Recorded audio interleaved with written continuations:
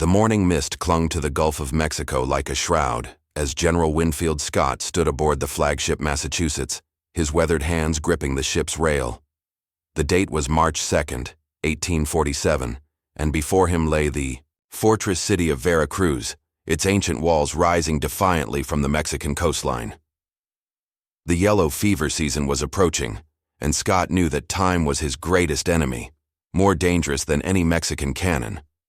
"Sir, the fleet is in position," reported Captain Robert E. Lee, his voice barely audible above the creaking of timber and the distant crash of waves against the shore.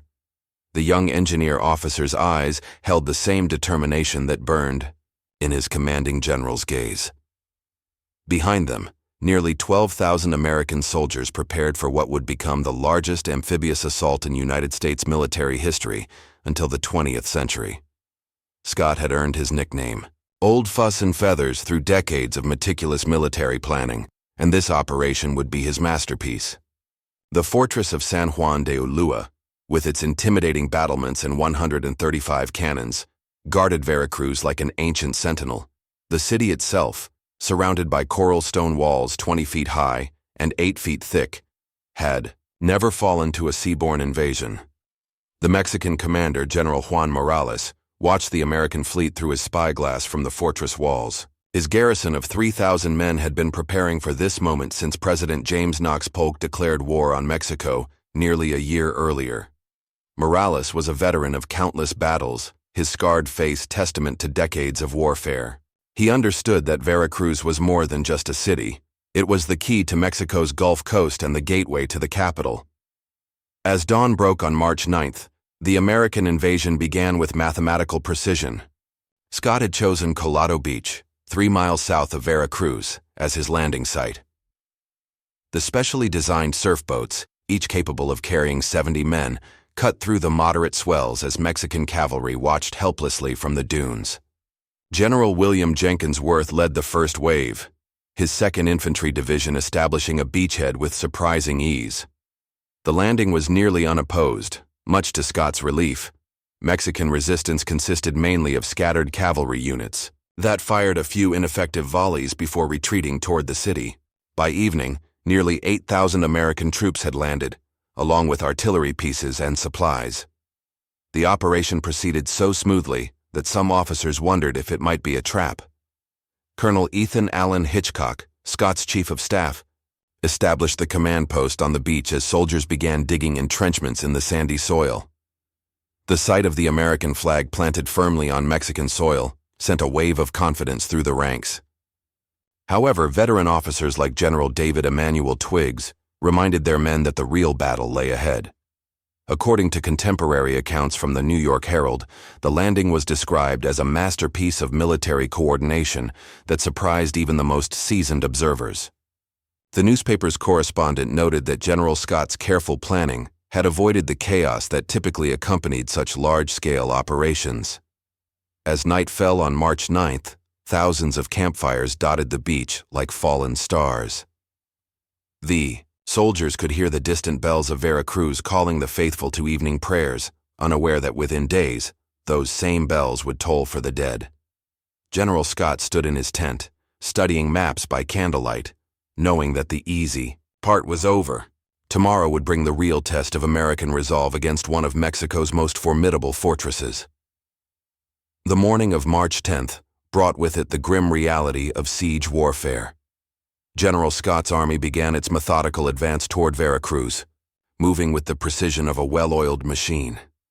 The coastal plain, dotted with chaparral and small farms, offered little cover as American columns snaked toward their objective. The Mexican defenders watched from their parapets as the blue-uniformed invaders drew closer, their bayonets glinting in the tropical sun. Captain Robert E. Lee, accompanied by Lieutenant Pierre-Gustave Touton Beauregard and Lieutenant George Gordon Meade, conducted reconnaissance missions that would later prove crucial to the siege's success. These young engineers, whose names would become legendary in future conflicts, mapped every approach to the city with meticulous detail. Their sketches revealed that Veracruz was indeed a formidable obstacle, its walls bristling with cannons and defended by determined soldiers. General Juan Morales had positioned his forces strategically throughout the city's defenses. The fortress of San Juan de Ulua, connected to the mainland by a narrow causeway, commanded the harbor with its massive guns. The city walls, reinforced over centuries of Spanish colonial rule, featured bastions at regular intervals, each mounting artillery, pieces that could sweep the approaches with deadly crossfire. Morales knew that his 3,000 men were outnumbered 4-1, but he also understood that defensive warfare could multiply his effective strength. The American investment of Veracruz began on March 12th, as Scott's divisions moved to surround the city completely. General William Jenkins Worth's division took position on the south and southwest, while General David Emmanuel Twiggs deployed his men to the west and northwest. General Robert Patterson's volunteer division, composed largely of militia units from various states, secured the inland approaches to prevent Mexican reinforcements from reaching the besieged garrison. The most challenging aspect of Scott's plan involved cutting off the city from the sea. The fortress of San Juan de Ulua, with its formidable artillery, commanded the harbor approaches and could potentially allow supplies and reinforcements to reach Veracruz by water. Commodore Matthew Calbraith Perry's naval squadron, consisting of 6 warships, moved to blockade the port while staying beyond the range of the fortress guns. As the American lines tightened around Veracruz, civilian suffering began to mount. The city's population of nearly 16,000 found themselves trapped between 2 armies, their lives hanging in the balance of military decisions made by men they would never meet. Food supplies dwindled as the blockade took effect, and the constant threat of bombardment forced families into cellars and underground refugees. General Morales faced an agonizing decision regarding the civilian population. Military doctrine suggested that non-combatants should be allowed to leave before active siege operations commenced, but releasing 16,000 civilians would severely weaken the city's defensive capabilities. Moreover, feeding and housing such a large population strained his already limited resources. The Mexican commander chose to keep the civilians within the walls, hoping their presence might deter the Americans from conducting a full-scale bombardment. Scott, aware of the civilian situation, sent a formal communication to Morales on March 14th, requesting that non-combatants be allowed to evacuate before siege operations began in earnest. The American general's message, written in formal Spanish, expressed his desire to minimize civilian casualties, while making clear his intention to reduce the fortress regardless of Morales's response. The Mexican reply came swiftly and defiantly. General Morales declared that Veracruz would resist to the last man and that no quarter would be asked or given. His words, though brave, belied the desperate situation within the city walls. Ammunition was running low, food stores were diminishing, and morale among his troops wavered as they watched the American siege lines grow stronger each day. By March 15th, the investment was complete. American soldiers had dug a continuous line of trenches and earthworks that stretched from the Gulf shore to the inland approaches, effectively sealing Veracruz from the outside world. The sight of enemy campfires surrounding their city on all sides sent a chill through the hearts of defenders and civilians alike, for they knew that their fate now rested in the hands of commanders who would show no mercy in the pursuit of victory. March 16th marked the beginning of what military historians would later call the first modern siege in the Western Hemisphere. General Winfield Scott, determined to minimize American casualties while maximizing pressure on the defenders, ordered the construction of siege works that would have impressed the great military engineers of Europe. The science of warfare was evolving, and Scott intended to demonstrate American mastery of these new techniques. Captain Robert E. Lee supervised the construction of the first parallel, a zigzagging trench system that allowed American forces to approach the city walls while remaining protected from defensive fire. Working under cover of darkness, hundreds of soldiers wielded picks and shovels, their labors guided by the precise calculations of West Point-trained engineers. The sandy soil of the coastal plain proved both blessing and curse, easy to excavate but difficult to stabilize without proper reinforcement. The Mexican defenders were not passive observers of these preparations. General Juan Morales ordered frequent sorties against the American siege works, hoping to disrupt construction and inflict casualties on the exposed engineers. These nighttime raids, though brave, proved largely ineffective against the well-prepared American positions. Lieutenant Beauregard's careful placement of guard posts and the disciplined fire of American infantry repelled each Mexican attempt to break the tightening siege lines. Meanwhile, a heated debate raged within Scott's staff regarding the proper conduct of the siege. Some officers, notably General Gideon Johnson Pillow, advocated for an immediate assault on the city walls, arguing that American courage and superior numbers would overcome Mexican resistance. Others, including the more experienced General David Emanuel Twiggs, counseled patience and methodical reduction of the fortress through artillery bombardment. Scott himself favored the scientific approach, partly due to his awareness of the approaching yellow fever season, and partly because of his desire to minimize casualties among his troops. The American commander had studied European siege warfare extensively and understood that properly conducted artillery fire could breach even the strongest fortifications. His decision to proceed methodically would prove both prescient and controversial. The arrival of siege artillery on March 18th transformed the character of the campaign. Heavy naval guns, borrowed from Commodore Perry's squadron and transported ashore with considerable difficulty, were positioned in carefully prepared emplacements. These massive cannons, some weighing several tons, required teams of men and horses to move into position. The sight of these formidable weapons being wheeled toward the siege lines sent a clear message to the defenders about American intentions.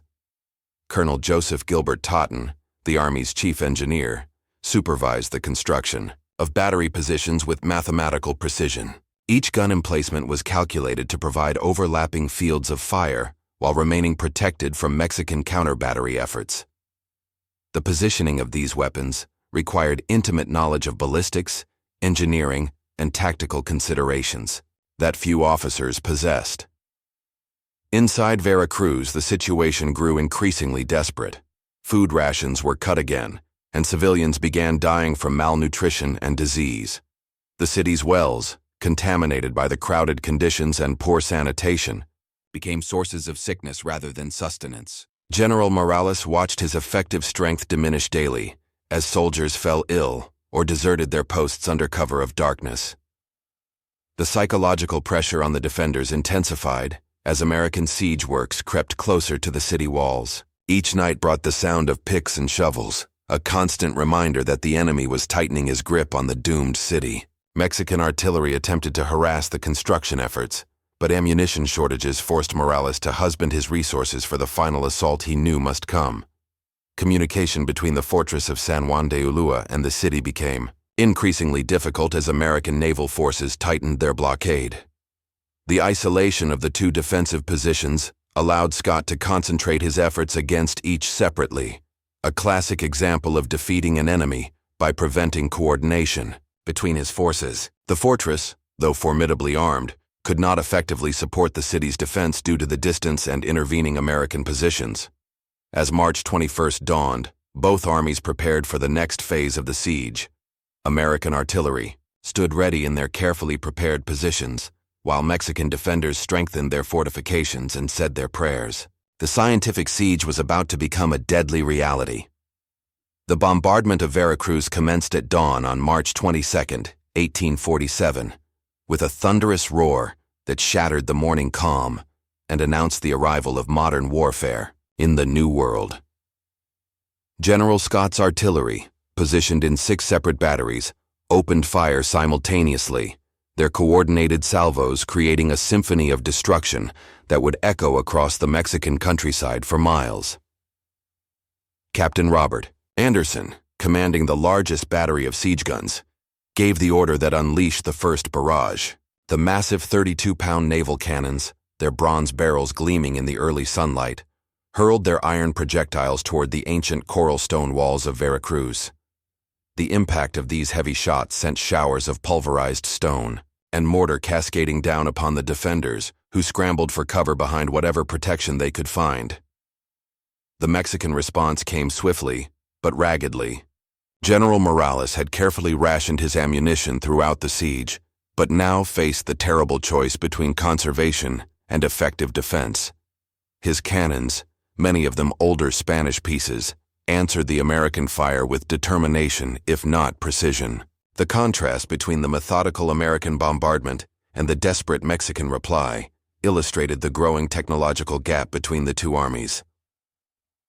Lieutenant Thomas Jonathan Jackson, serving with the artillery despite his youth and inexperience, distinguished himself during the opening bombardment by maintaining accurate fire, despite heavy Mexican counter-battery efforts. His battery, positioned dangerously close to the city walls, drew concentrated enemy fire throughout the day. Yet Jackson's calm demeanor and precise gunnery helped silence several Mexican positions. His performance would be remembered by his superiors long after the smoke cleared. The civilian population of Veracruz endured horrors that no military manual could adequately describe. Families huddled in cellars and underground chambers as American shells crashed through roofs and walls, bringing death and destruction to those who had no part in the political decisions that brought war to their doorstep. The city's churches, traditionally places of sanctuary, offered little protection against the iron projectiles that fell like deadly rain throughout the day and night. Contemporary accounts from foreign diplomats trapped within the city described scenes of incredible devastation and human suffering. According to dispatches later published in European newspapers including the London Times, entire city blocks were reduced to rubble as the methodical American bombardment continued without respite. The correspondent noted that the precision of American gunnery exceeded anything witnessed in European conflicts of recent memory. General Morales attempted to organize counterattacks against the American siege lines, hoping to silence some of the devastating artillery fire. These sorties, launched under cover of darkness, achieved limited success against well-prepared American positions. The Mexican soldiers, fighting with courage born of desperation, managed to spike several American cannons before being driven back with heavy casualties. Their sacrifice, though ultimately futile, demonstrated the determination that characterized Mexican resistance throughout the war. The fortress of San Juan de Ulua, isolated by American naval forces, could provide little assistance to the besieged city. Commodore Perry's warships maintained their blockade while occasionally adding their own fire to the bombardment. The fortress commander, General José Juan Landero, watched helplessly as Veracruz endured punishment that his own guns could not prevent. The strategic isolation of the two defensive positions was proving decisive in Scott's favor. By March 24th, the effects of the continuous bombardment were becoming apparent to observers on both sides. Entire sections of the city wall had been reduced to rubble, creating breaches that infantry might exploit. The Mexican artillery response had diminished significantly as guns were dismounted and ammunition stores depleted. More ominously for the defenders, civilian casualties were mounting at an alarming rate, creating pressure for surrender that even the most determined commander could not ignore indefinitely. General Scott, observing the bombardment's effects through his field glasses, began planning for the next phase of operations. The scientific siege was proceeding according to plan, but the approaching yellow fever season meant that time remained his greatest enemy. Intelligence reports from deserters and captured prisoners indicated that Mexican morale was cracking under the relentless pressure, suggesting that the end might be approaching sooner than anticipated. The night of March 24th brought no respite for either side. American artillery continued their methodical destruction, while Mexican defenders worked frantically to repair damage and tend to their wounded. The sound of falling masonry and distant screams created an atmosphere of apocalyptic despair that would haunt survivors for the rest of their lives. March 25th dawned gray and ominous over Veracruz, the smoke from countless fires obscuring the sunrise and casting an otherworldly pall over the battered city. The American bombardment had continued for 3 full days, and its effects were becoming catastrophic for the defenders. Entire sections of the ancient walls lay in ruins, their coral stone foundations shattered by the methodical precision of Scott's artillery. General Juan Morales surveyed the devastation from his command post in the city's central plaza, his weathered face reflecting the despair that gripped his remaining forces. Of his original 3,000 defenders, nearly a quarter had been killed or wounded, while desertion had claimed hundreds more. The civilian population, trapped within the walls and suffering terribly from the bombardment, pressed him constantly for surrender. Women and children approached him in the streets, their tear-stained faces pleading for an end to the nightmare that had engulfed their city. The situation within the fortress of San Juan de Ulua was equally desperate. General José Juan Landero, commanding the island stronghold, watched American naval forces tighten their grip around his position, while simultaneously observing the destruction of Veracruz across the harbor. His isolation was complete, and communication with the city had become impossible under American fire. The fortress, though still formidably armed, could not influence the outcome of the siege. Captain Robert E. Lee, conducting his daily reconnaissance of the Mexican positions, reported to General Scott that several major breaches in the city walls were now practicable for infantry assault. The young engineer's detailed sketches showed that American forces could storm the city at multiple points, though such an attack would inevitably result in heavy casualties on both sides. Scott studied these reports carefully, knowing that his decision would determine the fate of thousands of men and civilians. The pressure for immediate assault came from several quarters within the American command. General Gideon Johnson Pillow argued vehemently that a quick storm would end the siege and demonstrate American martial prowess to the world. His volunteers, many of them inexperienced but eager for glory, supported this aggressive approach. However, General David Emanuel Twiggs and other veteran officers counseled continued bombardment, arguing that patience would ultimately prove more economical in lives and resources. Scott himself wrestled with the decision throughout March 25th. Intelligence reports indicated that Mexican resistance was crumbling, but he also knew that desperate men might fight with extraordinary ferocity when cornered. The approaching yellow fever season added urgency to his calculations, as did pressure from Washington to conclude the campaign quickly and advance toward Mexico City.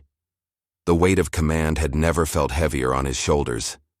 The civilian population of Veracruz faced conditions that defied human endurance. Water supplies were contaminated, food stores nearly exhausted, and medical facilities overwhelmed by casualties from the bombardment. Families that had lived in the city for generations watched their ancestral homes reduced to rubble by American artillery. The psychological trauma inflicted by 3 days of continuous bombardment was perhaps even more devastating than the physical destruction. Lieutenant Ulysses Simpson Grant, serving with the 4th Infantry Regiment, recorded in his diary the mixed emotions that gripped American soldiers as they witnessed the effects of their bombardment. While proud of their artillery's effectiveness, many soldiers felt sympathy for the civilian population caught in the crossfire. Grant himself noted that warfare against fortified cities inevitably involved innocents in ways that field battles did not, a lesson that would influence his thinking in future conflicts. The night of March 25th brought rumors of peace. Negotiations, though official confirmation, remained elusive. Mexican officers under flags of truce had been seen approaching American lines, but their mission remained unclear. Both armies maintained their vigilance while hoping that diplomacy might yet prevent the final, bloody assault that seemed increasingly inevitable. General Morales spent the night in agonized deliberation, consulting with his senior officers and civilian leaders about the possibility of surrender. Military honor demanded resistance to the last, but humanitarian considerations argued for capitulation before more innocent lives were lost. The Mexican commander faced a decision that would define his legacy and determine the fate of everyone within the doomed city. As March 26th approached, both armies prepared for what might be the final act of the siege, American assault. Columns formed in their trenches while Mexican defenders made ready to sell their lives dearly. The question that haunted everyone was whether reason would prevail over the terrible logic of war, or whether Veracruz would fall to the storm that had been gathering for so many days. The morning of March 26, 1847, brought with it a sight that filled both armies with relief and apprehension.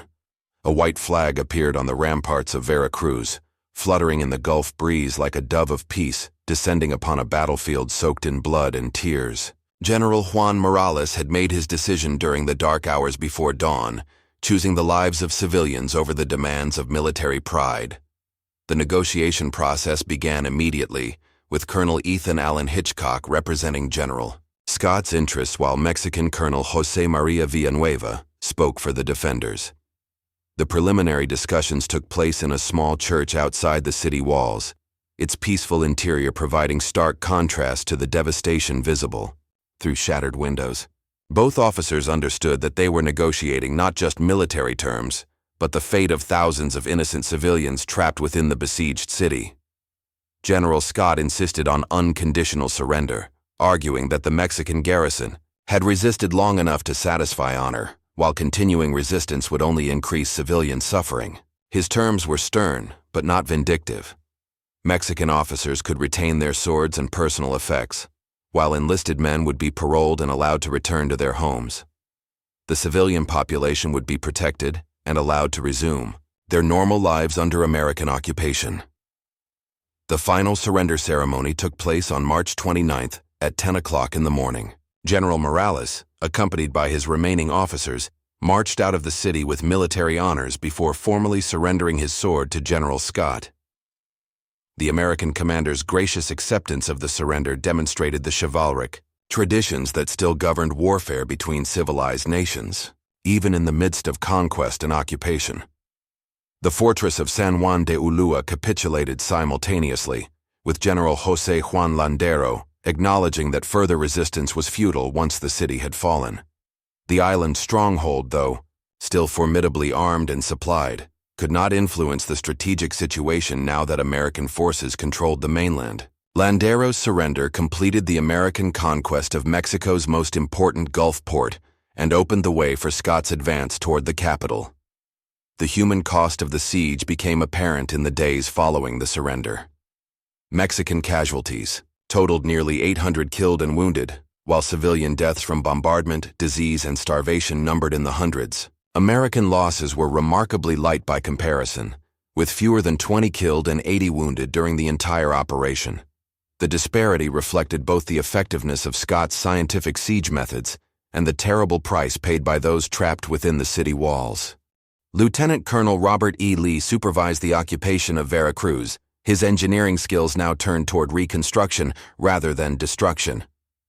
The young officer's reports documented the extensive damage inflicted by American artillery, noting that entire city blocks would require complete rebuilding. His methodical survey of the fortifications revealed both their inherent strength and the devastating effectiveness of modern siegecraft when properly applied. The strategic implications of Veracruz's fall extended far beyond the immediate military situation. Control of Mexico's premier Gulf port provided Scott with a secure base for his advance toward Mexico City, while denying the Mexican government crucial customs revenue that had helped finance their war effort. The psychological impact on Mexican morale was equally significant, as the fall of such a formidable fortress demonstrated American military competence and determination. Foreign observers, particularly British and French naval officers present in the Gulf, reported extensively on the siege's conduct and outcome.